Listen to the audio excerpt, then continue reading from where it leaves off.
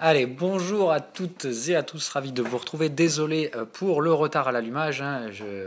Tout simplement, j'ai eu de nouveaux problèmes avec mon chien ce matin. Donc, il a fallu retourner chez le veto, d'où le silence radio. C'est pas que j'avais grand-chose à cacher. Donc voilà, on va parler bien évidemment aujourd'hui du Bitcoin. Donc, ça y est, une perte encaissée. Je ferai pas partie des gens qui fuient leur perte, bien au contraire. On va même en parler plus que largement aujourd'hui. Qu'est-ce qui m'a amené à cette perte? Donc on va la débriefer au lieu d'essayer de la cacher, comme certains pourraient le faire. Donc voilà, une perte sur le Bitcoin, ce qui est dû à une erreur de spéculation, tout simplement, comme d'habitude. Quand une perte arrive, il faut toujours vous dire qu'elle est liée soit à une erreur de la stratégie, c'est-à-dire soit vous n'avez pas respecté les règles de la stratégie, moi je les avais respectées, soit tout simplement c'est qu'il y a eu une erreur de jugement sur les erreurs de stratégie. Encore une fois, commettre une erreur de jugement, ça arrive, on prend sa petite perte et on ne remet pas en question toute sa stratégie dans ce cas-là. Encore une fois, personne n'est parfait, il y a toujours une part d'aléa et d'erreurs humaines dans le trading. Le but c'est évidemment, avec l'expérience, vous allez limiter les erreurs où vous êtes personnellement responsable. Là je suis personnellement responsable de l'erreur, mais j'ai simplement respecté la stratégie, c'est-à-dire que j'ai limité mon risque, j'ai commis une erreur, je prends une petite perte. Encore une fois, ces petites pertes feront partie du jeu parce que personne n'est parfait. Mais encore une fois, l'essentiel, c'est que les gains soient tellement largement supérieurs aux pertes qu'elles les couvrent très largement et que vous avez donc la possibilité évidente de faire ces petites erreurs sans que ça remette en question la stabilité de votre stratégie. Donc voilà, moi là, où est-ce que j'ai commis l'erreur? Tout simplement, en fait, dans l'étape 1 de la stratégie, c'est-à-dire que moi, je suis resté dans une pattern de crack où on ne franchit pas de résistance. Et je me suis donc positionné vendeur des résistances intermédiaires, pensant que je pouvais gérer mon risque au-dessus des résistances de l'UT supérieure. Il se trouve que ce n'est plus le cas.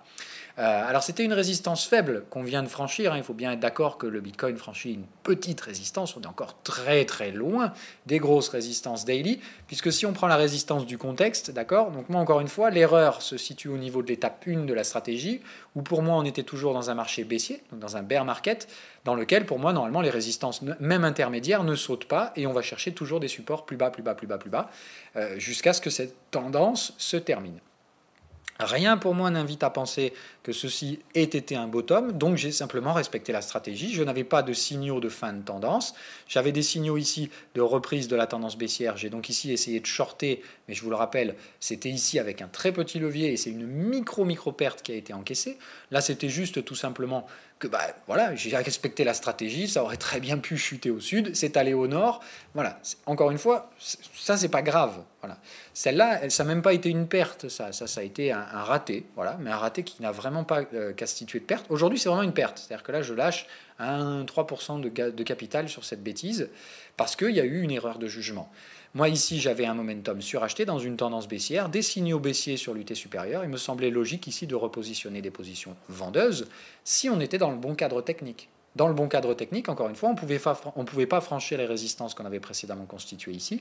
Le marché invalide donc mon choix en termes de cadre technique. Là, on n'est déjà plus dans un bear market, on est au mieux dans un marché en stabilisation en fin de bear market, peut-être éventuellement même haussier, donc il est clair qu'il faut sortir ses ventes.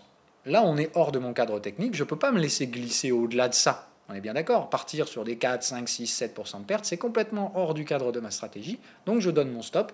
Je dis évidemment bravo aux acheteurs qui étaient en face. Vous aviez raison, encore une fois, il y a toujours deux camps à choisir, on en choisit un. Et quand on est allé trop loin dans la limite acceptable de sa stratégie, tout simplement, on félicite les opposants et puis on passe à autre chose. Voilà, moi c'est un trade qui est terminé, point barre. Il s'est terminé sur une perte, il aurait pu se terminer sur un gain. Je l'ai tiré je lui ai laissé le maximum de liberté pour s'exprimer. Il n'a pas voulu s'exprimer, les prix sont allés chercher mon stop. Voilà, c'est tout, ça arrive. C'est pas très très grave. Moi, je ne vais pas changer ma stratégie pour ça. Donc voilà, la simple chose ici, donc c'est une erreur au niveau de l'étape 1 de la stratégie. On franchit très clairement des petites résistances intermédiaires, puisqu'encore une fois, si on regarde les cycles, tout reste baissier. Là, on était bear contre TP, les bears ont poussé à travers le TP. Pour moi, le sentiment de ce marché reste baissier. Je ne change absolument pas là-dessus.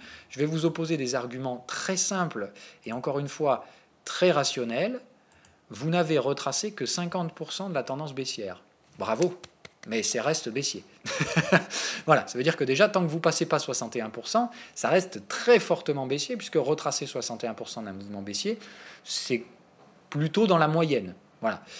Entre 38 et 61, c'est la plupart des retracements se mettent en place. J'ai vendu le plus faible parce que j'avais un sentiment fortement vendeur à 38%. Je me suis planté. Le marché pourrait monter jusqu'à 61, échouer à 61, il restera baissier. Et on ira probablement faire un creux plus bas que ça derrière. Donc encore une fois, vraiment toute prudence à faire là-dedans. Le marché avance, mais il ne peut plus reculer. Voilà.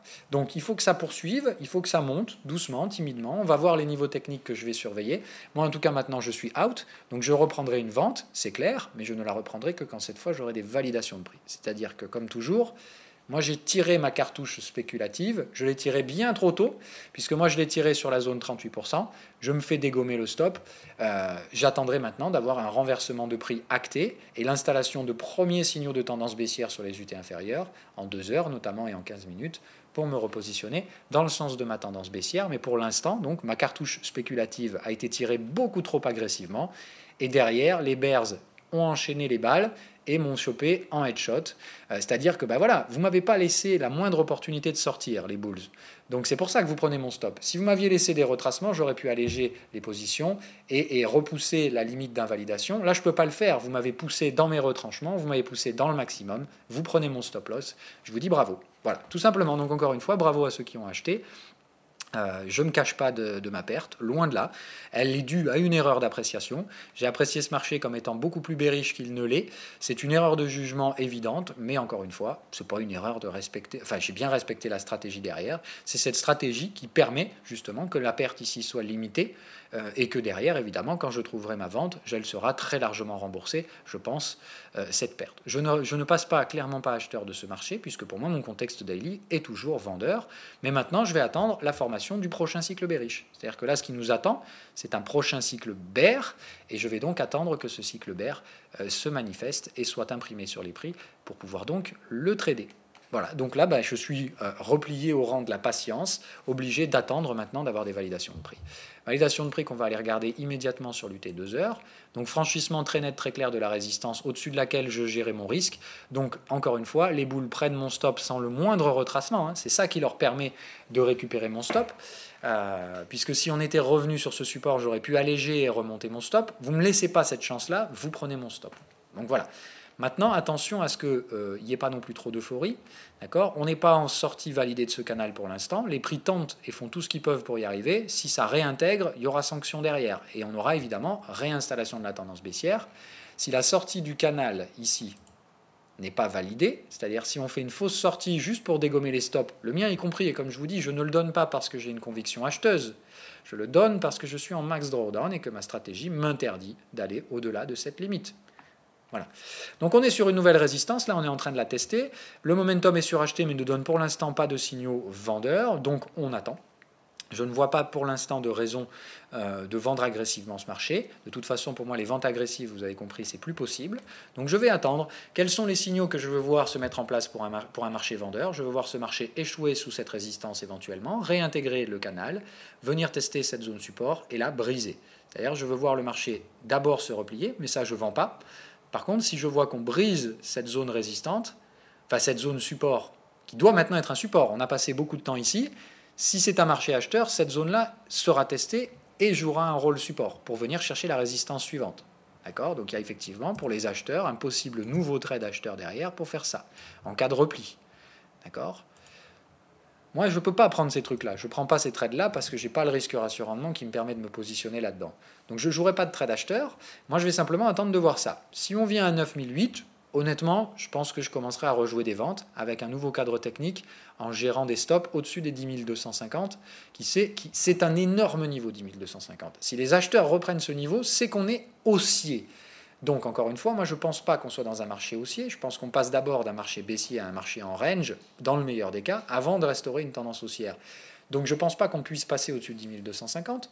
Donc, je vais pouvoir gérer mon risque ici. C'est-à-dire que là, j'accepte de reprendre des petites positions spéculatives, encore une fois, faiblement leveragées, ce qui fait que si le marché devait péter 10 250, encore une fois, ça ne me coûtera pas ma survie dans les marchés financiers. Donc voilà, la prochaine zone sur laquelle je suis prêt à spéculer, c'est si on montait à 9008, avec des signaux vendeurs, bien entendu. S'il n'y a pas de signaux vendeurs, je ne vends pas. Mais qu'on soit bien d'accord, on a installé deux tendances au sein du même mouvement haussier sans retracement. C'est généralement un mouvement qui derrière est retracé profondément. Donc faites attention. Le risque maintenant, c'est que s'il n'y a pas de boules qui soutiennent ce marché pour venir chercher les résistances, et que ce support-là devait ne pas jouer son rôle de support et redevenir résistance, je pense qu'on se dirigera rapidement dans le bas de canal et que ce bas de canal aura de fortes chances de céder. Donc encore une fois, je pense que les boules, c'est bien, mais il ne faut pas rater les cartouches que vous venez de tirer. Il faut vraiment qu'elles arrivent à choper des têtes en face, parce que si vous ne trouvez plus assez de stop de vendeurs, je n'ai pas l'impression qu'il y ait beaucoup d'acheteurs dans ce marché, j'ai surtout l'impression que c'est un marché qui monte grâce au stop des vendeurs. La preuve en est que vous avez passé 3 plombes sous la résistance, et vous montez à travers cette résistance que parce qu'il y a nos stops au-dessus, le stop de vendeurs. Donc au bout d'un moment, il n'y aura plus assez de relais de vendeurs pour vous permettre de monter, c'est un marché qui risque de s'épuiser de lui-même. Quand il finira ses tendances, voilà. Mais pour l'instant, la tendance est bien installée. Encore une fois, pour un acheteur, je vois pas pour l'instant de raison de sortir. Voilà. Si ce n'est que là, il faut surveiller. On teste des niveaux techniques.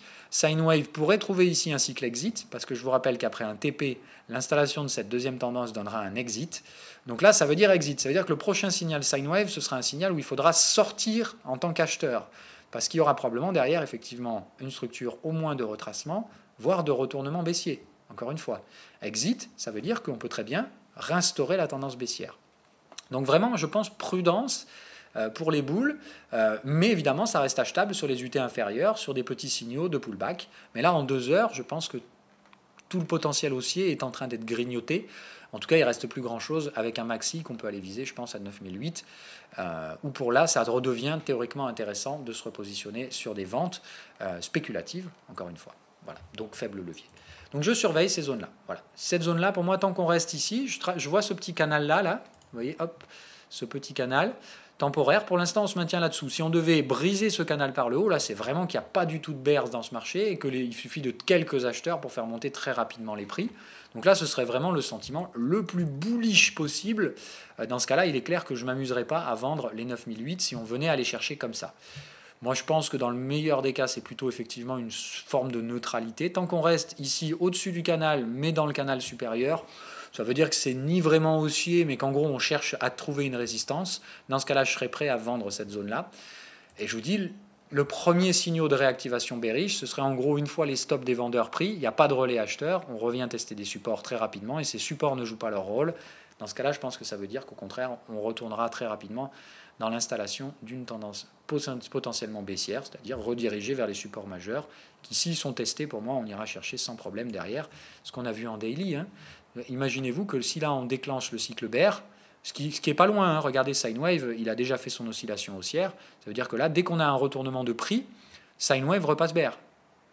Et un Sine Wave bear dans une tendance baissière, ça vend et ça casse des supports. Donc voilà, encore une fois, je reste vendeur, tant que de toute façon en daily, on n'a pas inversé la tendance, je ne vois aucun signal permettant de spéculer là-dessus. On va terminer rapidos en passant un coup sur le futur, puisque c'est là où je vais vous présenter mon scénario acheteur. Dans le cadre le seul cadre technique dans lequel j'accepte de jouer un scénario acheteur. Voilà. C'est donc, pour moi, ça n'a pas la structure d'un bottom. Parce que ça a la structure d'un bottom quand on est sur un plus bas historique. D'accord ? C'est une structure qu'on appelle le rounding bottom, mais encore une fois, le rounding bottom, la partie rounding bottom doit être le plus bas. C'est-à-dire que si cette structure s'était produite sous ce bottom-là, pas de souci. Je pense qu'effectivement, j'aurais joué des scénarios acheteurs sur le Bitcoin. En fait, moi, si je ne suis pas passé acheteur, c'est parce qu'on n'est toujours pas passé sous les 6 000 $ et que je pense qu'on ira. Je pense toujours qu'on ira. Pour l'instant, je ne vois pas d'invalidation de ça. Maintenant, le fait qu'on arrive à passer au-dessus de cette résistance m'intéresse dans le sens où je veux voir comment vont se comporter les prix. Si aujourd'hui on échoue, d'accord, je vais regarder d'un point de vue technique, dites-vous qu'on a un gap sur le futur et que c'est la première fois que ça arrive et qu'on tient longtemps. La dernière fois, c'était ici. On est monté exactement comme on le fait aujourd'hui et on s'est magistralement ratatiné la gueule derrière pour réinstaller une tendance baissière. Donc attention à ce que ce ne soit pas le même schéma. Mais évidemment, si cette fois on a une vraie tendance haussière qui vient à s'installer, moi je note vraiment ces résistances-là. C'est le maillage que je vous avais mis sur le futur. Et je vous ai dit, voilà, normalement, rappelez-vous, quand on était là-haut, je vous ai dit, dès qu'on basculera sous 10 250, on n'y retournera plus jamais. Donc je pense qu'ici, on a vraiment un ratio risque-rendement pour vendre très intéressant, mais encore une fois, j'ai déjà joué ma cartouche spéculative, j'attendrai d'avoir des validations de prix pour m'exécuter. Pour l'instant, je patiente. Mais je sais que je pourrais gérer mon risque à 10 250. Parce que si on repasse au-dessus de ça, c'est qu'il y a une tendance haussière. Mais vraiment, hein, parce que ça, c'est un vrai gros décrochage baissier. Et normalement, ici, on n'y revient pas. Donc là, je pense qu'on est vraiment en train de tester des résistances. Et si on les trouve, probablement, on ira faire des plus bas derrière. Donc moi, je spécule toujours sur cette possibilité-là, d'aller plus bas, et c'est le prochain creux qui m'intéresse. Maintenant, encore une fois, si vous avez acheté ce creux-là, je pense qu'il peut être tenu en gérant son risque. C'est-à-dire, si vous avez acheté ce creux, je pense qu'ici, une petite prise de profit de 25% paye votre stop. Hop, pardon. Donc voilà, vraiment, moi je pense, faites attention, hein, c'est pas que je me maintiens dans un biais bearish permanent, c'est vraiment, sincèrement, je pense qu'on n'a pas trouvé le bottom, parce que ça ne correspond pas à une structure de trading d'achat, ça correspond par contre à une structure de trading de premier positionnement acheteur. Ça, je le maintiens, hein. Je pense qu'effectivement, il y a quand même des acheteurs qui se sont positionnés dans ce marché, mais je pense que c'est le premier positionnement, c'est-à-dire on se positionne une fois, on prend la température, on regarde jusqu'où on peut remonter, voir si on peut franchir plusieurs résistances, voir où est-ce qu'on retrouve de la résistance en fait pour préparer éventuellement la poursuite d'un mouvement haussier. Je vous rappelle qu'un mouvement haussier, ça ne part rarement, très rarement, d'un premier mouvement haussier. Ça part d'abord d'un premier mouvement haussier, puis d'une phase de retracement, et ensuite d'un deuxième mouvement haussier qui revient franchir la résistance qu'on a trouvée dans le premier mouvement haussier. En schéma Elliotiste, c'est ce qu'on appelle une vague 1, une vague 2, puis une vague 3. La vague tendancielle, c'est souvent la vague 3 pour cette raison-là. D'accord ? Parce qu'on a donc matérialisé une première résistance, on revient tester un support, puis on franchit cette résistance. Ça traduit bien un sentiment haussier dans le marché. Donc moi déjà, pour être haussier, il faut qu'on retourne tester des supports. C'est la première des choses absolument essentielles. Il me semble que là, dans ce marché, pour être haussier, la première des choses qui nous attend, c'est déjà de revenir tester soit cette zone support, là, cette zone cluster où on a exécuté du volume et dont on est sorti par le haut, ou alors carrément, voilà, on vient tester ces zones support-là et ça cède, et dans ce cas-là, on va plus bas. Moi, ce qui m'intéresse en tant que structure, c'est-à-dire quand je vois ce marché-là, en fait, pour valider ça comme étant un bottom, donc c'est pas un rounding bottom, c'est pas possible. Ce que je veux dire, rounding bottom, il faut que ce soit le plus bas, il faut que ce soit le point bas du marché. Il faut avoir glissé sous le support précédent. Donc là, c'est pas rounding bottom, c'est pas possible. Par contre, ça peut être une autre structure chartiste qui est intéressante. Encore une fois, c'est des structures qu'on voit très rarement. Moi, je traite pas les triangles, les wedges, et trucs comme ça. Ça m'intéresse pas du tout. Par contre, il y a deux, trois structures chartistes que j'utilise vraiment. Le diamant. L'épaule tête-épaule, je pense que c'est clairement un truc complètement inutile et tout pourri. Rounding bottom, ça fait pas du tout partie des structures que j'utilise non plus. Par contre, la tasse avec anse, ça c'est une structure que j'utilise. C'est assez rare, il n'y en a pas souvent, mais là on pourrait effectivement avoir une structure tasse avec anse. La structure tasse avec anse, justement, c'est typiquement la structure que vous allez retrouver avant un marché en renversement haussier. Et dans ce cas-là, ça, ce serait effectivement la partie tasse. Et on vient de créer une partie anse avec cette belle zone support ici. C'est-à-dire, ouais, hop, on revient ici, puis ça plafonne à nouveau. Mais encore une fois, la structure tasse avec anse, ce sont des structures rondes, pas des structures de V-bottom. Voilà. Donc je ne veux pas voir un V-bottom ici. Ici, je voudrais voir la belle constitution d'un support, une belle reprise en main acheteuse, et on retourne vers les résistances. Et là, je suis d'accord pour repasser haussier sur le Bitcoin, spéculer sur un franchissement haussier des 10 300, enfin des 10 250, et là, effectivement, voir des multiples haussiers plus sensibles et avec beaucoup plus de confiance sur la durabilité et la persistance de ce mouvement dans le temps. Tant que je ne vois pas ça, je ne vois pas de marché haussier. Je vois un marché qui retrace, oui, et encore une fois, on l'a vu, on n'est que sur des 50% de retracement du mouvement baissier. Ça ne constitue en rien un mouvement haussier, surtout qu'il n'y a pas de bottom. Le bottom, c'était une structure de TP.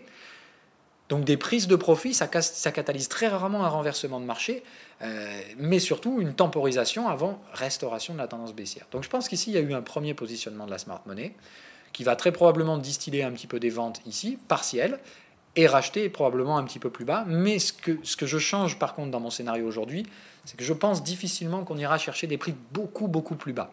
C'est-à-dire que je pense qu'on doit toujours basculer sous le support majeur des 6 000 $, mais je pense qu'on n'ira vraiment pas plus loin que ça. C'est-à-dire qu'on risque soit de basculer très marginalement dessous. 5007, on a vu qu'il y avait un support. D'accord ? Je vais revenir ici. Voilà, hop. On va se remettre. Normalement, voilà. 5715, il y a un petit support. Il est possible qu'on y arrive, parce que ça remplit toutes les conditions que je recherche. Si on échouait à 7515, on aura quand même détruit ce bottom. Et ici, on pourrait, sans problème, vous voyez, revenir à 7515, reformer encore une fois un rounding bottom. D'accord ? Je veux bien le même type de structure que là. Une structure d'aplatissement. Ça s'aplatit, et c'est quand ça repart à la hausse que là, effectivement, je suis prêt à payer.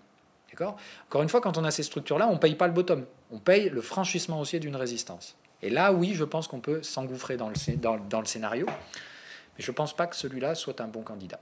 Voilà. Il me semble que le Bitcoin, qui est la plus forte capitalisation, a encore besoin de lâcher du lest et de trouver des prix légèrement plus attractifs. Et ça risque mécaniquement de tirer vos amis, les autres cryptos, elles aussi dans un nouveau cycle vendeur, qui n'ira peut-être pas plus bas. D'accord ? Encore une fois, là, aujourd'hui, maintenant, on passe dans ce cycle-là, où maintenant je commence à analyser les autres crypto-devises. Voilà, si je regarde le Ripple, là, on a une belle structure de TP qui se met en place. Et dans ce truc-là, je pense qu'effectivement, on commence à manquer de jus. On est bien sous des résistances. On peut maxi, vous voyez, avec ce cycle TP, espérer avec un report en cassure du cycle. C'est-à-dire, s'il n'y a pas de TP ici, il va y avoir report du cycle. Ça nous amènera probablement sous la prochaine résistance. Ce qu'on voit, c'est que là, le Ripple aura franchement du mal à aller bien au-delà de ça. Donc, si ce n'est pas cette résistance qui fait le job, ce sera probablement la suivante. Donc, encore une fois, comme on l'a vu sur le Bitcoin, les potentiels haussiers commencent à devenir de plus en plus limités, beaucoup plus risqués. Et là, dans ce cadre-là, moi, je pense qu'il est dangereux de continuer des positionnements vendeurs, de continuer des positionnements acheteurs. Par contre, évidemment, prendre des profits quand on est acheteur et garder un solde acheteur me semble tout à fait logique et viable.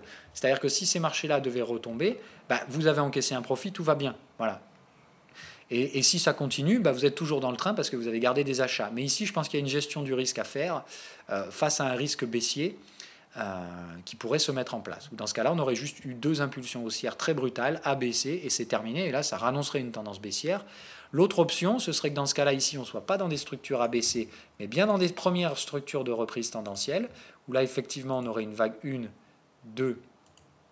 On serait en train de chercher une 3 ici, d'accord ? Et dans ce cas-là, on aurait des structures bien haussières comme ça, je pense. C'est possible qu'on ait ce truc-là. Dans ce cas-là, si on a ce type de structure-là bien haussière, il faut être conscient d'une chose, c'est que dans ce cas-là, il y aura quand même une vague 2 derrière. C'est-à-dire qu'on aura trouvé la première vague d'investissement sur le Ripple, d'accord ? Et dans ce cas-là, le Ripple sera déjà haussier. Mais dans ce cas-là, il faut être conscient que sur les décomptes héliotistes, il restera une vague 2 à faire, 3, 4, 5, voilà. Ça veut dire qu'on aura encore le temps de se positionner et que tout simplement, acheter le sommet de la vague 1, c'est bien, vous achetez quand même un marché haussier, ce qui fait que normalement il y a peu de probabilité de revenir chercher le bottom, mais imaginez-vous que si vous payez maintenant, il faut quand même payer un stop là, quoi. Vous vous rendez compte, ça veut dire que si vous achetez 0,92, il faut accepter de perdre 50% de la valeur si vous êtes planté, quoi. C'est énormissime en termes de risque. Moi, ça me paraît complètement fou de jouer des achats ici. Parce que pour avoir un ratio risque-rendement intéressant, il faut que vous visiez un Ripple qui fait du 2. Ça me paraît quand même assez faiblement probable. On verra, voilà. Mais bon, en tout cas, le schéma de bottom ici, par contre, sur le Ripple, est valable. C'est ce que je vous avais défendu la dernière fois. Là, on est bien passé sous le bottom. Là, on a bien fait un rounding bottom. Ça, je peux tout à fait le valider comme étant, par contre, la fin possible d'un crack. Voilà. Et encore une fois, ça c'est une erreur que j'ai commise de ne pas analyser les autres cryptos en amont, puisque elles ont validé des structures qui, pour moi, pouvaient catalyser effectivement des investissements plus rationnels à long terme. Donc j'ai peut-être raté la phase spéculative sur le Ripple et sur le IOTA en ne les ayant pas regardés volontairement, et ça aura été une erreur dans mon positionnement stratégique qui me coûtera simplement mon risque rassurant. Non, je pourrais toujours, comme je vous dis, me positionner sur une vague 2. Dans ce cas-là, j'aurais raté la vague des spéculateurs, j'attendrai le pullback, je me positionnerai sur ce pullback. Ok ? Donc vraiment, pour moi, pour la stratégie investissement rationnel sur les crypto-devises, il y a deux choix. Soit on est toujours dans un piège acheteur et on va aller faire un plus bas derrière, et c'est ce plus bas qui m'intéressera d'acheter à long terme, en buy and hold, soit on l'a déjà trouvé, et dans ce cas-là, l'afflux de capitaux dans les autres crypto-devises, et dans ce cas-là, le Bitcoin ne sera pas forcément un bon vecteur d'investissement, en tout cas beaucoup plus risqué, donc j'y mettrai peut-être moins de capitaux que ce que j'aurais espéré, et j'en mettrai peut-être plus dans le Ripple et dans l'IOTA, justement, qui me semble beaucoup plus fort en termes de structure de prix. Là, j'ai vraiment une structure de reprise en main acheteuse possible. Et là, effectivement, j'accepterai d'imaginer que j'ai peut-être raté la première vague de spéculation haussière. Et dans ce cas-là, on pourra avoir une vague 5 sans problème qui vient se terminer au-dessus de cette résistance. Et hop, on pourrait venir chercher celle-là. Chercher cette grosse résistance.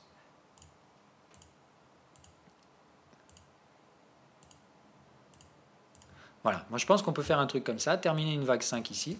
Ça nous ferait donc une vague 1. On aura réussi à franchir une résistance, qui est l'objectif de la vague 1. On aura donc franchi cette résistance, on bloquera sous la suivante.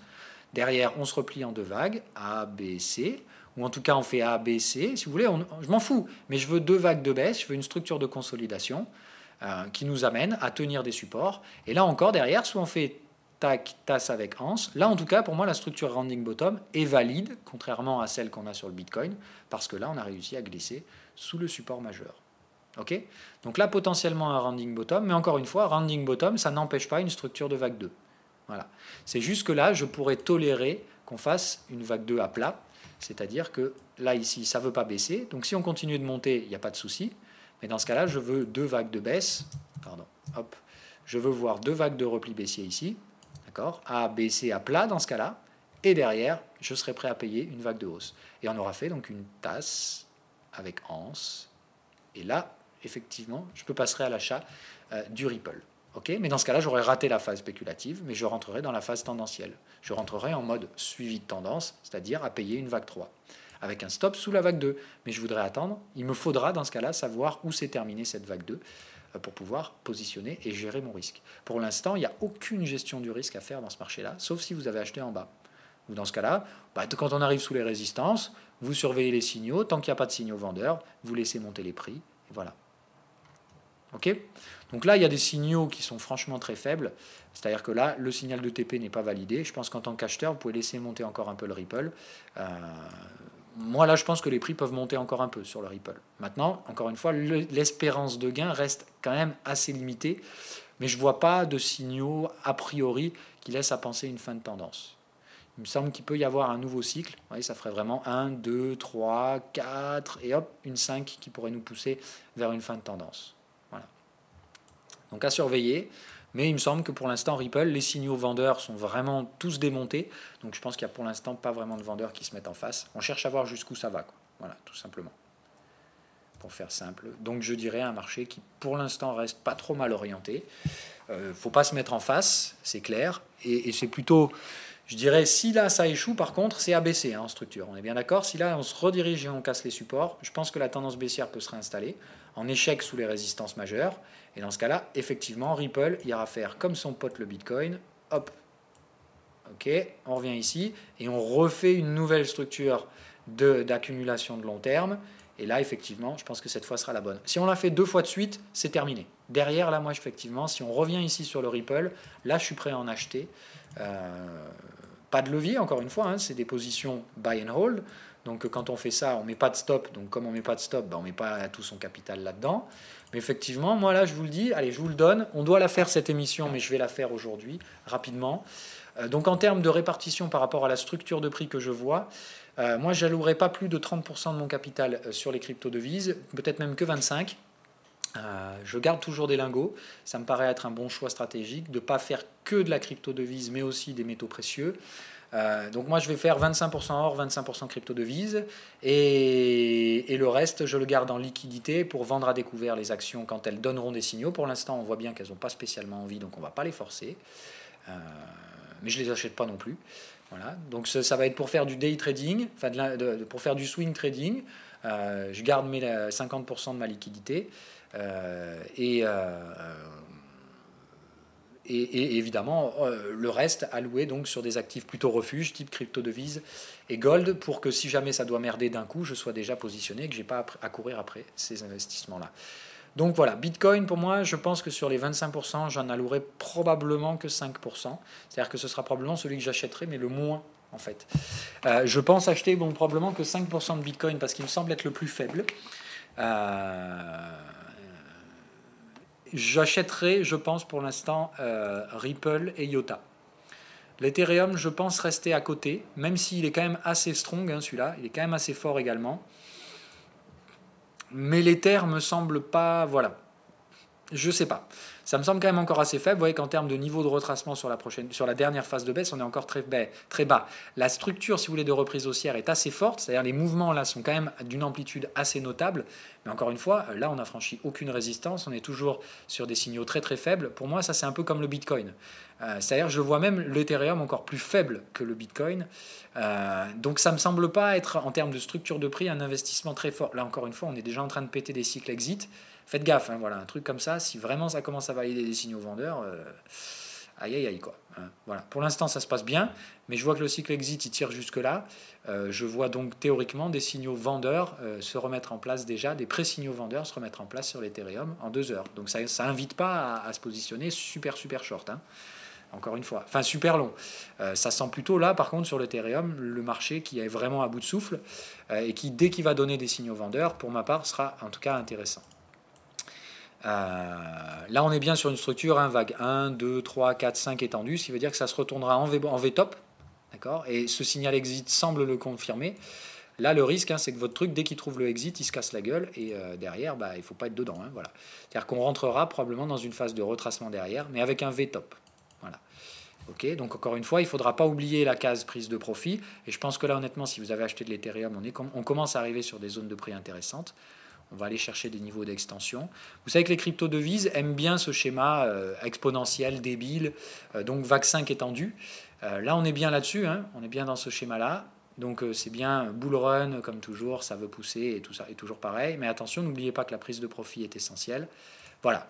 Je ne veux pas être méchant avec vous. 735, pour moi, ça me paraît être un prix à vendre sur l'Ethereum. On a la target du exit. Ça veut dire que Sinewave est déjà en train de détecter des fins de tendance. On a un 161% d'extension de la vague 3 ici. Je dirais que là, on a un gros cluster à jouer à la vente sur l'Ethereum. Vente de consolidation. Donc, c'est encore une fois, c'est de la vente contre tendance. Mais comme ça me paraît, comme le Bitcoin, être parmi les actifs les plus faibles, je pense que c'est ceux qu'on peut vendre. Voilà. Donc vente du Bitcoin, vente de l'Ethereum, c'est pour moi le prochain cycle à jouer, mais en étant conscient que c'est contre-tendance, donc on mettra plus de levier sur les ventes. Mais que si ça devait tirer derrière, pourquoi pas, effectivement, si ça devait bien merder, essayer de rejouer donc des poursuites vendeuses sur des cycles supérieurs. D'accord ? C'est-à-dire que si ce truc-là devait baisser et faire un nouveau plus bas, il ne faudra pas être surpris. Moi, je ne limiterai pas le marché, si vous voulez. Okay, mais je pense qu'il là aussi, il y a un faible potentiel vendeur à tirer, donc il ne faudra pas y miser tout son compte. Et je pense que la prochaine phase de creux qui pourrait se mettre en place, si ce truc-là devait faire un nouveau creux, est une phase qu'il faudra acheter. Donc Ethereum, moi je resterai à côté, parce que c'est soit vous choisissez le Bitcoin, soit l'Ethereum. Moi je choisirais le Bitcoin du fait qu'il a plus de capitalisation. Après ce sera un choix rationnel. Après ça ne veut pas dire que le choix technique sera le bon. Encore une fois, on fera une émission où je vous ferai intervenir des gens techniques qui m'expliqueront vraiment la différence entre le Bitcoin et l'Ethereum d'un point de vue technique et qui pourront éventuellement faire pencher la balance. Mais moi, dans mon positionnement, je vois effectivement que j'aurai un choix à faire soit entre Bitcoin et Ethereum en termes de positionnement. Donc je verrai si la nature technologique peut orienter ce choix ou si je ferai un choix purement basé sur le montant des capitalisations engagées. Et dans ce cas-là, ce sera plutôt le Bitcoin. Ensuite, j'aurai un choix à faire, je pense, Ripple IOTA, avec une exposition probablement de l'ordre de 10%. D'accord ? Donc 5% à allouer entre Bitcoin et Ethereum. Allez, on va dire... non, moi je ferai en fait... je pense que je ferai moite-moite. Donc je ferai 10% Bitcoin Ethereum, ou Ethereum, 10% Ripple IOTA, et je garderai 5% sur d'autres crypto-devises, plutôt basées dans ce cas-là sur de la tech, des choses comme ça. Et voilà, on verra. Donc je garderai un petit 5% de portefeuille pour ce que vous pourriez me suggérer sur un aspect technique. Ok ? Donc voilà l'allocation de portefeuille, comment elle sera faite. Je vois bien pour moi 2 secteurs d'investissement. Là, c'est plus spéculatif sur Ripple et IOTA. Mais je vois que les investisseurs se positionnent très agressivement sur ces actifs-là. Et vous voyez, en termes de vagues, là, on a fait vague de crack, vague de panique. Et là, on est potentiellement, effectivement, sur la vague qui aurait mené à la fin de la tendance baissière. Et là, on pourrait donc déjà être en train de repartir. Donc je vois bien, moi, Ripple et IOTA, je sens que là, il y a de l'investissement qui se fait dedans. Et j'ai raté les vagues 1, malheureusement. Je pense essayer de me positionner sur les vagues 2 pour jouer les vagues 3.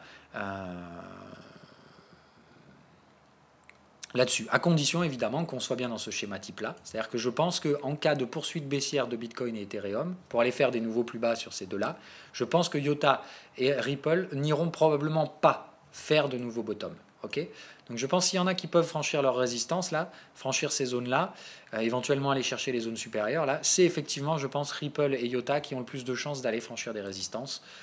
Mais évidemment, comme tout, si Bitcoin et Ethereum tombent, IOTA et Ripple auront des phases consolidantes. Et c'est ces phases consolidantes que je chercherai éventuellement à mettre à profit sur ces crypto-devises. Mais là, effectivement, on est bien sur des structures qui sont tradables à l'achat. Donc je ne vendrai clairement pas du IOTA et du Ripple. Je me positionnerai acheteur, mais je pense avoir raté le train de la vague 1. Donc, évidemment, on ne se positionne pas en face dans ce cas-là. On attend que le train revienne vous chercher et on joue derrière. Et si le train ne revient pas me chercher, tant pis, j'en achète pas. C'est aussi simple que ça. Mais encore une fois, il y aura de toute façon une structure de prix qui se mettra en place, à savoir structure de range, puis derrière une vague 3 et ainsi de suite. Voilà. Donc je pense que la patience, si vous n'êtes pas acheteur de IOTA et de Ripple, la patience me semble être le meilleur des choix. Si vous avez acheté, je pense qu'une petite prise de profit de l'ordre de 10-15% est à mettre en place, mais vraiment pas plus. Vraiment pas plus que du 10-15%. Si vous avez acheté les bottoms sur celles-là, il me semble, moi, graphiquement parlant, que c'est un bon choix technique. Voilà.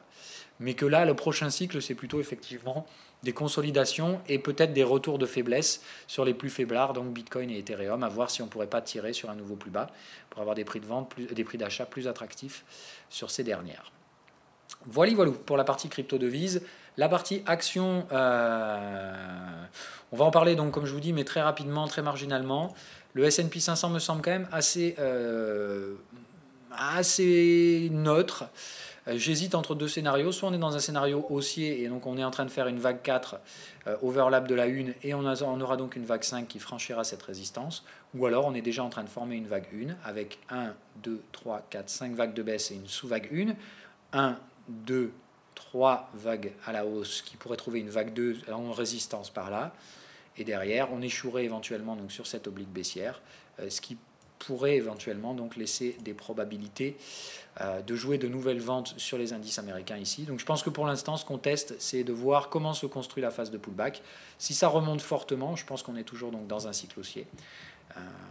Si je vois qu'on échoue par là, effectivement, il y aura peut-être des petites ventes spéculatives à prendre en pullback sur la vague 2 avec une gestion du risque au-dessus des 2720. Si on échoue ici, le marché reste baissier. Voilà. Et dans ce cas-là, on aura fait A, B, C, 1, 2, 3, 4, 5, et on partira sur des phases de baisse beaucoup plus notables. Et je pense qu'on peut avoir des choses assez sanglantes derrière sur les indices américains. Voilà, entre guillemets, les structures qu'on peut développer derrière si ça venait à se mettre en place. Donc ce serait tout simplement des extensions de cette première phase. D'accord ? Première phase là, hop, tac, qui pourrait nous ramener vers les bas de canaux. Et dans ce cas-là, déclencher les scénarios qu'on avait vus plutôt baissiers sur les indices. Pour l'instant, je pense qu'on prépare éventuellement ce scénario-là. Je ne vois pas de signaux qui permettent de vendre. Donc je dirais plutôt si je dois pencher et choisir un camp, pour l'instant, je n'ai pas de signaux qui me permettent réellement de me positionner à la fois acheteur ou vendeur. Le sommet n'a pas donné de signal vendeur propre. Donc je dirais vraiment pour l'instant plus hésitant pour ma part sur la partie américaine. Donc je reste faiblement, pas positionné. En fait, je me positionne vendeur, mais sur les actions qui sont les plus faibles, Tesla, Apple, Facebook, Nvidia. Nvidia, j'ai pris un profit hier, on va en parler juste après. Je regarde d'abord. Bon allez, on va traiter ça. Donc les indices actions américains, moi je préfère rester out de la partie indicielle, d'accord, donc du groupe d'actions agglomérées et pondérées dans l'indice, mais pour jouer au profit éventuellement, plutôt un petit sentiment plutôt vendeur, mais sur des actions bien spécifiques, bien ciblées, qui ont un potentiel vendeur et qui n'ont pas encore publié leurs résultats. Donc Tesla, voilà, pour moi ça, je pense que ça reste bear. Plus on va se rapprocher de l'échéance de publication, plus malheureusement ça s'annonce mal pour eux. On va voir, mais là, théoriquement, je vois une structure qui pourrait être comme ça, c'est-à-dire 1, 2, 3, 4 et grande 5 à venir derrière. Je vais surveiller ce truc-là. Ce n'est pas encore garanti, ce truc-là. Donc voilà, pour l'instant, je reste orienté vendeur sur Tesla. Je ne vois pas de raison d'invalider. J'abaisse mon stop, par contre. Voilà, Tesla, là, clairement, j'abaisse mon stop. Si on devait refranchir ce sommet-là, j'invalide les ventes Tesla. Donc j'ai un stop quasiment à invalidation à break-even sur cette action-là. Même je pense que je suis à BE déjà. Donc ça veut dire que j'ai plus de risque vraiment sur Tesla. Soit ça chute, tant mieux. Soit c'est racheté par le marché. Dans ce cas-là, je sors et ça ne m'intéresse plus. Et il me faudra trouver un nouveau cadre technique dans ce scénario-là. Apple, je reste à la vente. Les profits partiels sont encaissés. Le stop est payé. Le reste de la position ne m'intéresse vraiment pas. D'accord ? On a basculé sous la target du break. Donc pour moi, il y a vraiment un risque baissier sur cette action-là. Le momentum est ultra bear. Donc là, soit on continue à prêter des supports les uns après les autres, soit on trouve un petit support là, mais je pense que les résistances seront revendues derrière. Donc je reste baissier, je pense qu'on est dans une vague 3 sur Apple, je vois pas de raison d'encaisser les gains, donc je laisse filer. Mon stop est payé, soit il est chassé et ce marché-là m'intéresse pas, soit ça poursuit à la baisse et j'enquille de très gros gains sur cette action-là. Facebook, c'est celle que je vais surveiller aujourd'hui. C'est celle qui me prend le plus de temps à déclencher. On est sur un squeeze et on est sous résistance. Donc effectivement, j'aimerais que le squeeze se déclenche à la baisse.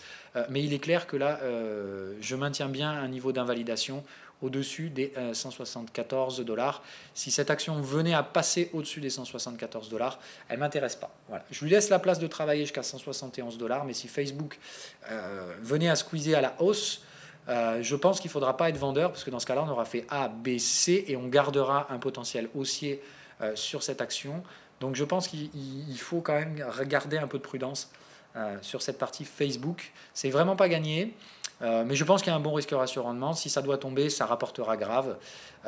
Si ça ne tombe pas, voilà. Moi, ce qui m'invite à penser qu'on est bien dans un schéma 1, 2, 3, 4, 5, c'est ce gros gap qu'on a ouvert sur la vague 3, qui n'a pas été refermé et qui a catalysé des grosses baisses. Donc voilà, tant que ce gap reste ouvert, il me semble, et qu'on ne s'en rapproche pas, il me semble qu'on risque de faire une 4-5 pour aller purger. Et donc dans ce cas-là, aller chercher un 140 $, qui reste un prix, encore une fois, assez attractif pour acheter du Facebook. Donc il me semble qu'il est dangereux de viser des baisses plus profondes que ces prix-là. Nvidia, donc comme je vous l'ai dit, un profit partiel encaissé hier. Hop là, pardon. Pour me prémunir d'un risque potentiel d'une formation en structure ABC plus profonde, d'accord, ou dans ce cas-là, ici, on aurait eu impulsion haussière, consolidation en deux vagues et retour haussier. On a ce gap-là, donc tant qu'on reste sous ce gap, je pense qu'il n'y a pas potentialité qu'on ait donc fait vague 1, 2 et qu'on soit déjà en train de faire la 3. Maintenant, voilà, je ne serais pas surpris, si vous voulez, qu'on aille faire une vague C ici. Donc, je prends un peu de cash, mon stop est payé, encore une fois, et si ça remonte, je revendrai par là. Sur Nvidia. Voilà. Mais celle-là, encore une fois, je vois qu'on a du mal à s'installer sous les supports. Donc je pense que on aura un potentiel baissier que quand on viendra péter ce bottom-là. Donc pour l'instant, je dirais patience, pas de surexposition. C'est là que le bon risque ratio-rendement vendeur se trouve. Évidemment, si on traverse cette zone et qu'il n'y a pas de vendeur, il ne faut pas vendre. Voilà, tout simplement. Le reste ne m'intéresse pas. General Electric, on en a parlé hier. Voilà. Alors, sur les autres marchés, le gaz, renfort effectué hier. Stop remonté au niveau du prix d'entrée, renfort effectué, j'attends que le gaz décolle, c'est ma conviction de la semaine encore une fois. Le gold, on est sur support, je suis curieux de voir comment ça va réagir. Est-ce qu'on retrouve du risque sur les actions américaines ou non? Et dans ce cas-là, on réintègre le canal et ça aurait été juste un piège bear. Soit on arrive à franchir le support et dans ce cas-là, bon, je ne saurais pas trop quoi en penser. En tout cas, tant qu'on ne franchit pas ces supports sur le gold, ça reste pour moi un marché haussier. Hein. Encore une fois, on est bien dans un truc comme ça. C'est juste qu'en gros, on ralentit la pente, mais ça ne change rien du tout à ce marché. On est toujours sur un marché boule contre TP. C'est-à-dire que tant que les boules tiennent les supports et que les TP empêchent de franchir les résistances, on a un marché neutre. Dès qu'on se redirige vers les TP, on break et on part sur un marché haussier pour aller chercher, je pense, quand même la zone des 1450, 60 sur l'or.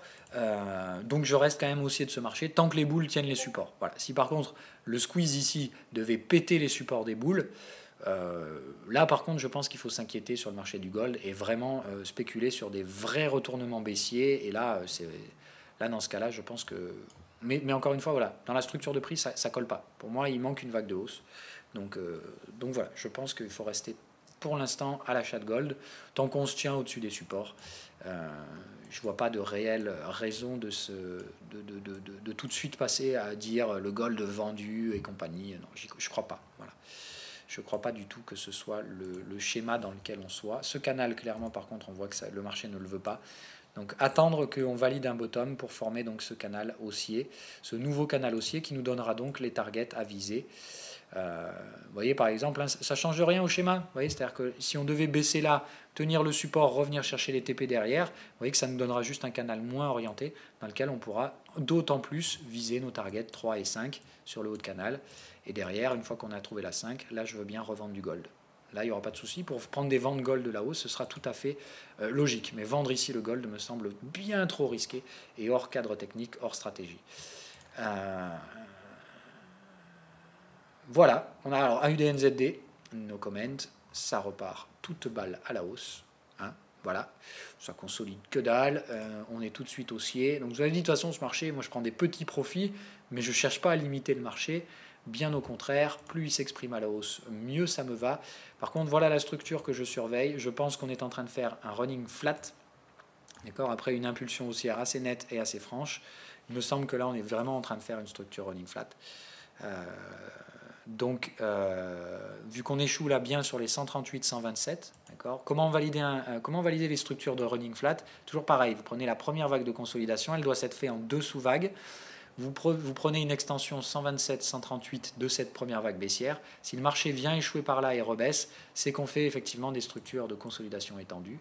Donc soit running flat, et on vient chercher généralement l'étendue de la vague A au creux de la B, donc, enfin au sommet de la B. Et dans ce cas-là, on trouvera un support dans cette zone-là et on repart aussi derrière. Option numéro 2, on fait des extended flat. Le point C doit absolument passer sous le point A et venir chercher 161,8 ou 261,8 de retracement. Donc on peut s'attendre à une correction comme ça. A, B, grande C, avec un grand maxi ici, vers une zone 61%, un support, et donc la target max de l'extended flat. Ici, pour moi, si on revient chercher ça, c'est très attractif sur un AUDNZD. C'est pour ça que je ne pense pas qu'on le fera. Moi, je spécule plutôt sur le running flat. En gros, on consolide tout en continuant les phases ascendantes et on se dirige gentiment mais sûrement vers le haut de ce canal où là, effectivement, je commencerai à déclencher les premières prises de profit un petit peu plus prononcées pour limiter l'exposition, puisque je vous rappelle, je suis quand même avec du levier sur l'AUDNZD, donc je ne vais pas non plus faire n'importe quoi quand on arrivera sur le haut de ce canal. Mais je ne vois pas encore une fois de raison de s'inquiéter. C'est-à-dire que le haut de canal, pour moi, ce sera une étape sur laquelle je vais gérer mon risque, c'est-à-dire réduire mon levier pendant une période où ça va consolider, et dès qu'on ressort, je recolle le double à chaque fois. Voilà. C'est-à-dire, plus on va monter, plus je vais m'exposer sur la UDNZD. Mais pour l'instant, on est toujours dans la zone spéculative. Je ne me surexpose donc pas dans ce marché, tout simplement. Voilà. On a fait le tour. L'eurodoll, quand même, on va en parler. Donc l'eurodoll, je pense qu'il n'y a pas de raison de s'inquiéter pour l'instant. C'est toujours bien orienté à la baisse, ce truc-là. On a fait des clôtures franches sous les supports. Je pense que la prochaine, c'est donc de chercher à casser celui-là. On est sur un premier niveau technique à tester. Voilà. Donc ici, il est logique que ça travaille la zone. Je ne pense pas qu'il faille déclencher de prise de profit pour autant. Ça me semble toujours très bien orienté, ce marché. Donc je dirais on tergiverse et on joue le prochain break baissier après une consolidation. Donc je dirais on laisse la chose consolider un peu ici. Le momentum se latéraliser un peu. Et bim, on rattaque derrière. Enfin, moi, je rattaque. Donc, un petit renfort là en cassure baissière sur l'euro USD. Donc là, ça y est, moi, le trade est validé. Maintenant, je rentre dans les phases renfort. C'est-à-dire là, je laisse la phase consolider. Quand on aura consolidé suffisamment longtemps, si on se rattaque au support, je renforce. Pour l'instant, voilà, je reste là où j'en suis. Abaissement des stops et je laisse le marché travailler ces différentes zones de support intermédiaire. Donc voilà, attente de la constitution d'une zone support par là, puis de son breakout au sud pour jouer donc des extensions en direction des prochains niveaux techniques qui se situent pour moi voilà, plutôt, hop, on va les identifier. Donc on a ça à tester là, on va les noter, c'est les prochains niveaux. Je vais y arriver, voilà. Donc ici, une petite zone de support intermédiaire. Voilà. Hop, on voit qu'il y a une petite zone intermédiaire par là aussi à venir traiter. Des zones où il y avait du volume, c'est-à-dire des prix qui avaient intéressé les investisseurs. Donc voilà, je pense que là, on tergiverse, puis après je joue l'enfoncement jusqu'au support suivant. Même chose, tergiversation et enfoncement vers le support suivant. Ok? Donc en fait, c'est des breaks de ces niveaux-là que je vais jouer. Sur des renforts à chaque fois. Ça veut dire, je prends mon renfort, dès qu'on arrive là, je paye le stop, et je laisse la position vivre. Et plus ça baisse, plus je m'expose. C'est ça que vous comprenez. Et puis dès que ça remonte, je me fais chasser, mais les stops sont payés. Donc voilà, c'est ces trucs-là, ces trois niveaux que je veux jouer en breakout baissier. Dès qu'on arrive là, encaissement de premier profit, je ne viserai pas de breakout au-delà de ce truc-là. On sera dans le bas de canal. Donc ici, encaissement sur les UT 2 heures. On attend un range plus profond. Et ensuite, je joue l'enfoncement du canal. Okay. L'enfoncement du canal se jouera, mais sur l'UT supérieur. Mais dans un premier temps, il va falloir le marquer, retracer un peu plus durablement, et ensuite je joue l'enfoncement du canal. Pour jouer donc la vague 3 et le TP2. Ok, en termes de schéma. Donc là, on laisse baisser. Il n'y a aucune raison que ce marché remonte. S'il remonte, en tout cas, on est en invalidation baissière. Donc les stops sont là pour ça. Mais là, moi, le stop est à break-even. Je ne me prends pas plus la tête. Ce marché doit continuer à baisser. Les marchés de taux américains, voilà. On est déjà en train de rattaquer les résistances. Hein. Donc c'est beau. C'est vraiment, vraiment beau, hein, ce truc-là. Moi, j'ai pris un profit partiel ici. Je vois, hein, si on continue, tant mieux. Si on s'arrête là, ça pas grave. Je pense que là, on devrait quand même consolider. Donc, je ne serai pas non plus ultra à l'achat sur les taux américains. En tout cas, moi, j'ai déjà commencé à encaisser donc des profits partiels. Voilà pour l'émission d'aujourd'hui. On va s'arrêter là. Je vous souhaite une agréable journée. Encore une fois, tradez les cryptos rationnellement. Ne tradez surtout pas FOMO. C'est une phase spéculative, c'est-à-dire que seuls ceux qui ont spéculé sur le bottom vont encaisser des profits dans cette vague-là. Tous ceux qui courent après les prix dans une vague 1 se font généralement démonter dans la vague 2. Donc encore une fois, attention à ne pas acheter un marché sur la fin d'une vague spéculative, parce que vous serez probablement les contreparties de ceux qui ont spéculé en bas et qui, eux, ont fait un bon job. Encore une fois, bravo aux acheteurs qui ont vu ce mouvement. Vous avez été plus malin que moi. Moi, je sais très clairement où se situe mon erreur, c'est que j'aurais dû regarder les autres crypto-monnaies avant de ne trader que le Bitcoin. C'est ici que mon erreur s'est produite. C'est celle qui m'amène à encaisser la perte aujourd'hui. Encore une fois, je l'assume pleinement. Je ne cherche pas à m'en cacher. Elle ne me ruine absolument pas. Je vais tout simplement, encore une fois, vous donner des chiffres bêtes et méchants. Hein. Voilà. Gaz, levier 1, 3% de gain. Voilà. Donc ça veut dire que là, si le gaz aujourd'hui va péter des résistances, vous comprenez ce que représente du coup la perte Bitcoin sur mon compte de trading. Voilà. Ça représente que dalle. Mais vraiment que dalle. Donc vous voyez, moi je suis vraiment pas en train de me morfondre de cet échec sur le Bitcoin. Je sais que comme d'habitude, tout le monde va me la reprocher. Je sais que je vais me faire troller à droite à gauche. Ça a déjà commencé d'ailleurs sur le Discord. Donc voilà, il faut être conscient de ça. Une perte, c'est toujours associé soit à une erreur de jugement, soit à une erreur de stratégie. Moi, des erreurs de stratégie, j'en commets plus vraiment. Mais une erreur de jugement, j'en commets bien évidemment. Et ici, j'en ai commis une grosse, tout simplement, en ne regardant pas ce qui se passait sur les autres cryptos. Et si je l'avais fait, j'aurais vu qu'elle matérialisait des structures d'investissement de long terme dans lesquelles j'aurais dû me positionner. Voilà. Si j'avais bien fait mon job, si j'avais accepté de les regarder, j'aurais probablement déjà acheté du Ripple et du IOTA. Mais je resterai pour l'instant plutôt hésitant, voire vendeur du Bitcoin et de l'Ethereum. Voilà mon sentiment donc sur les cryptos. Je pense que donc ça traduit plutôt un range avec une partie assez euphorique sur des cryptos qui me semblent être donc favorisés par les investisseurs et les spéculateurs, donc sur lesquels je me positionnerai. Et je vois toujours donc d'autres cryptos assez faibles en termes de price action, qui tentent de suivre la vague, mais qui ont du mal encore à trouver, je pense, des investissements beaucoup plus marqués, donc sur la partie Bitcoin et Ethereum, où ça me semble toujours respecter des structures de prix qui sont en risque baissier. En tout cas, pour moi, c'est dur de valider les bottoms actuels sur le Bitcoin et sur l'Ethereum. Je n'ai aucun mal, par contre, à valider la potentielle bottom sur le Ripple et sur le IOTA. Voilà, allez, sur ce, je vous souhaite donc une agréable journée. Même chose sur le NEO. Hein, voilà. Le NEO ne me semble pas être parmi les plus forts des crypto-devises. Hein, voilà. Quand vous avez un truc comme ça, taux de retracement vraiment très faible. S'il y en a une sur laquelle il vaut mieux alléger si vous avez acheté la phase bottom, effectivement, c'est sur la partie NEO. Si vous avez acheté toutes les cryptos, hein, si vous avez acheté NEO, IOTA, crypto, Ethereum, moi personnellement, si j'avais acheté toutes ces cryptos, NEO, c'est celle que je délaisserais le plus. Parce que c'est celle qui me semble la plus faible. Après, encore une fois, conserver une partie des achats. Je ne parle pas de revendre tous vos néos. Je pense que là aussi, il y a une structure qui peut être assimilable à un creux, celle qu'on ne trouve pas encore sur le Bitcoin. Donc, il me semble que, voilà, sur ces trucs-là, garder quelques néos en poche me semble totalement jouable. Maintenant, il faut être assorti au risque que si ça retombe, le néo peut sans problème aller faire un nouveau creux historique, c'est-à-dire sans problème retomber ici, ne pas trouver de soutien acheteur après cette première vague spéculative, aller péter les stops de ceux qui ont spéculé, c'est-à-dire aller faire un nouveau plus bas.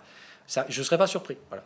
Sur un prix comme ça, sur un truc comme ça, on peut sans problème derrière aller chercher les supports inférieurs, le support majeur par exemple, ici, qui se trouve plutôt vers la zone des 30-40. Voilà.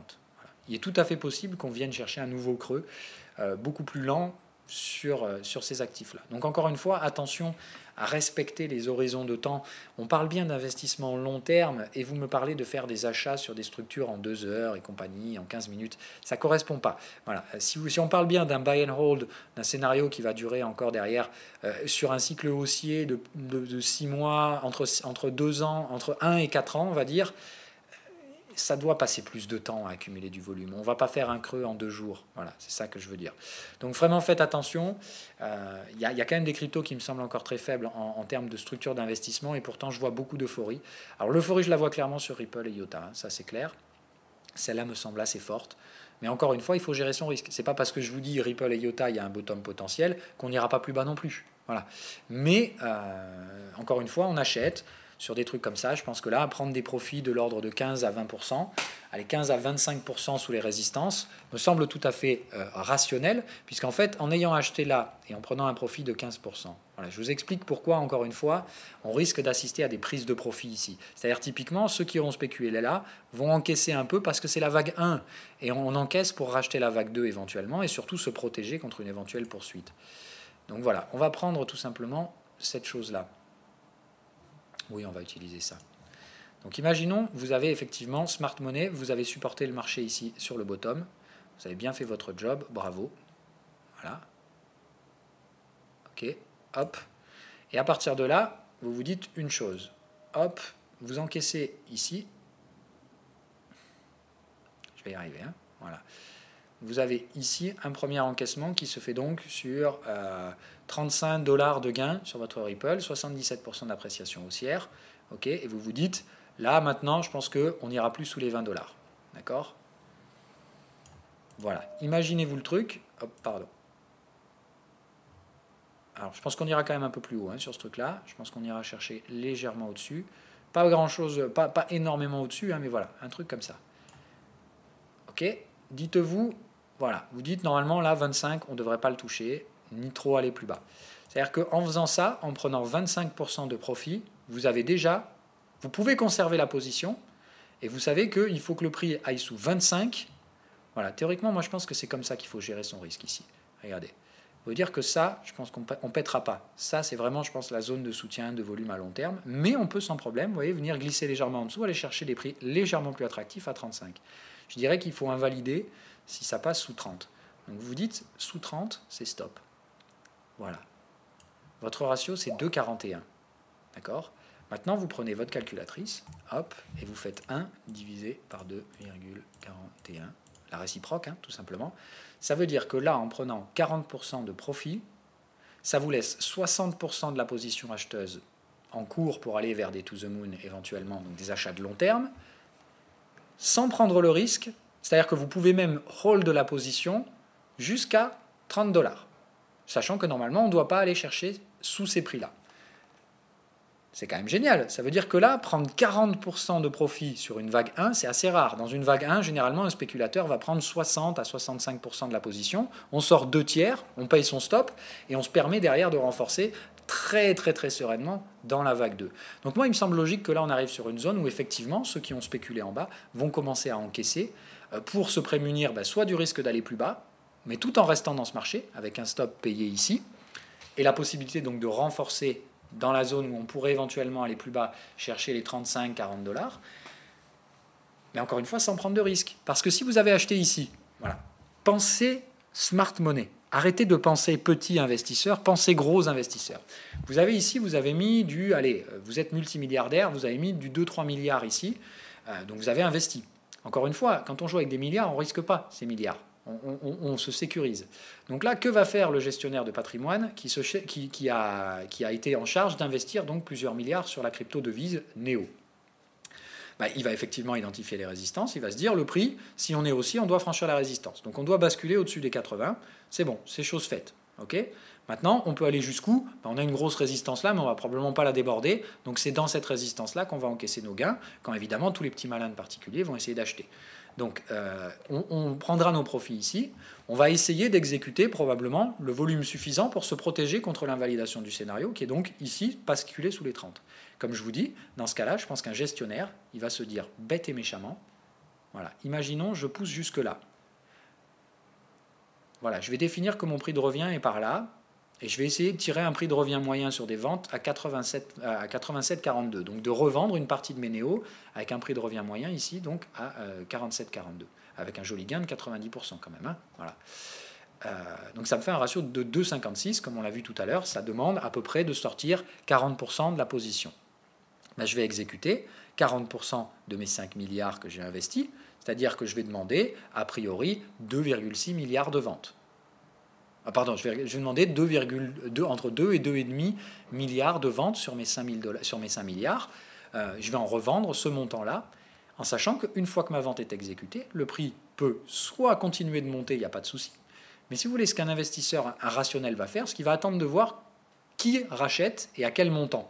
C'est-à-dire que derrière, il va attendre que le marché consolide, et comme je vous dis, soit on fait une petite anse, et là, hop, le mec qui avait acheté ses 5 milliards, qui a sorti 2 milliards et demi ici, va remettre les 2 milliards et demi quand on franchira la résistance, parce que là, il aura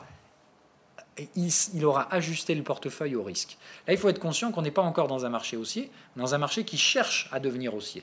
Donc, très clairement, là, les gérants vont gérer le risque ici.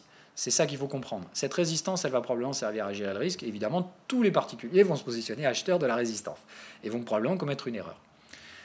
Donc patience. On est vraiment là, le prochain timing en termes de cycle d'investissement, là, c'est plutôt effectivement de sécuriser les achats de ceux qui ont joué les premiers achats spéculatifs ici, pour se prémunir contre deux risques, soit d'une petite rechute qui permettra de racheter à bon compte et de jouer une nuance et derrière on joue un cycle haussier, ou alors malheureusement on est toujours dans un bear market, on n'arrive pas à trouver suffisamment de soutien acheteur sur les supports, on revient chercher les supports majeurs, mais est-ce que vous avez besoin de déclencher des stops? Non, que dalle. Ici, si le marché continue de baisser, vous vous en foutez, vous avez déjà pris vos 40% de profit. Tant que le marché ne vient pas péter les 30 $, vous pouvez ignorer cette position. D'accord? Vos 5 000 $ que vous avez investis ici, ils sont protégés, vos 5 milliards. Donc vous pouvez faire quoi? Vous pouvez remettre 3-4 milliards si on vient chercher un nouveau plus bas. Est-ce que vous saisissez la stratégie?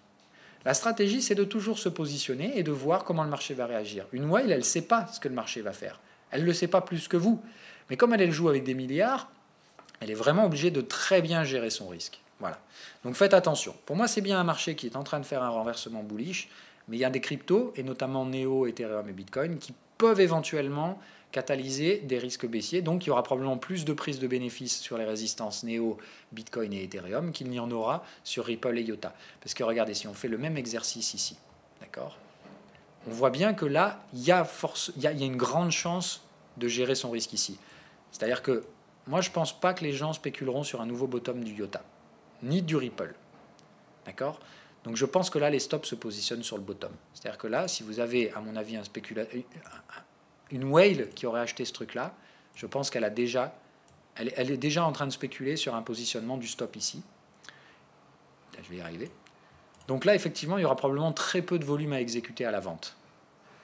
Parce que tout simplement, pour payer votre stop, il n'y a pas besoin de sortir beaucoup de la position. Même chose, vous avez acheté 5 milliards ici, on va refaire le même exercice avec du gros pognon. Vous avez acheté ici. Ok, vous avez identifié la résistance, elle est là. Et on peut éventuellement targeter un petit franchissement dans le meilleur des cas. Donc c'est ici qu'on va essayer de demander, c'est ici qu'on va limiter le marché. Si le marché arrive là, ici, on veut clairement prendre des bénéfices. Ok. Et derrière, putain, je vais y arriver. Il est où le stop? Voilà, hop. Derrière, il faut payer le stop ici. Putain, je vais y arriver. Voilà. Là, vous avez quand même un très très beau ratio. D'accord? 1 pour 8. D'accord? Donc là, vraiment, vous êtes sur des très petites prises de profit, de l'ordre de 10, 15, 20%, grand maximum. C'est royal pour ceux qui ont payé en bas, là.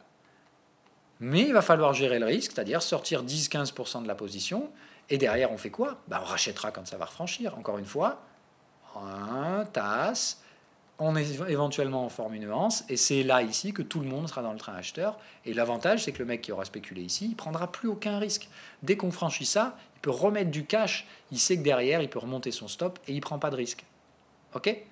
Le renfort qu'il pourra mettre ici, le mec qui aura acheté tout en bas, il sera intégralement payé par les 15-20% qu'il aura encaissé ici. Il pourra renforcer sereinement sans jamais exposer son capital au risque.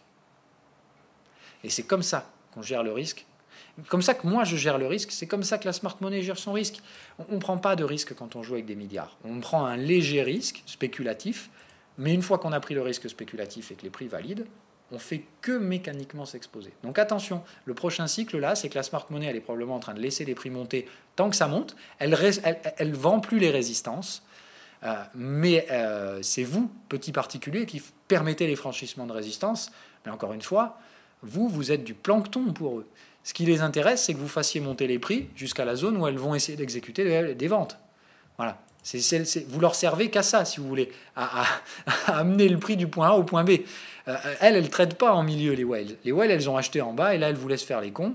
Ça monte vite, tant mieux, c'est comme ça ne demande pas à attendre.